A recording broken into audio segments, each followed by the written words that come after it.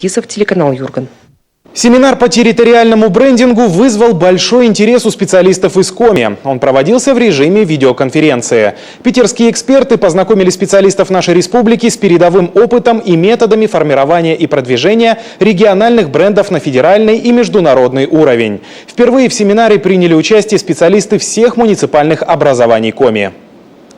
Я думаю, что сама по себе тематика брендирования регионов, брендирования городов, брендирования территорий, она очень молодая для России, но безумно актуальная, потому что именно благодаря возможности брендирования регионов позволяет привлекать новые инвестиции и, в принципе, развивать российскую идентичность.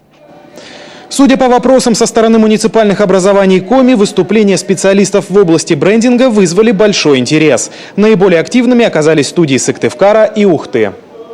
В Санкт-Петербурге открылись Дни Коми-кухни уже во второй раз в этом году. Ранее весной в одном из ресторанов северной столицы посетителям предлагали коми-меню. Тогда блюда, приготовленные по нашим традиционным рецептам и даже из наших продуктов, попробовали 450 человек. Причем ресторан заработал на этом почти 200 тысяч рублей. На этот раз открытие Дней Коми-кухни собрало представителей ведущих ресторанов, продовольственных сетей, специалистов кулинарно-сервисных компаний и сферы туриндустрии. Любовь Лапина продолжит. Строганина, сыровяленое, сырокопченое мясо, колбасы и прочие деликатесы. Такого изобилия блюд из оленины здесь, пожалуй, еще не видели. А потому никто из присутствующих на дегустации равнодушным предложенным блюдом явно не остается. Все это в город на Неве привезено из Заполярной Воркуты.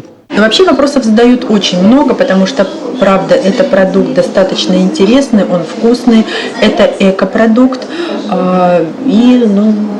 Многие спрашивают, и я надеюсь, что будут завязываться партнерские отношения с таких вот мероприятий. Здесь же к мясу почти национальные соусы из клюквы и брусники, на основе северных ягод и множество различных напитков и даже коктейлей. А еще особый коми-квас, сур, лимонад, майонез, горчица, изделия из птицы. Все тоже экологически чистое. Я думаю, что эта кухня настолько действительно полезная, потому что сейчас вот в том меню, которое мы составили, то есть это будет легкий салат овощной, то есть это из щавеля, либо шпината, там в двух вариантах может быть, рыба, то есть это легкая такая летняя пища, и я думаю, что вот какой-то конкретной целевой группы здесь не будет, все захотят попробовать первое.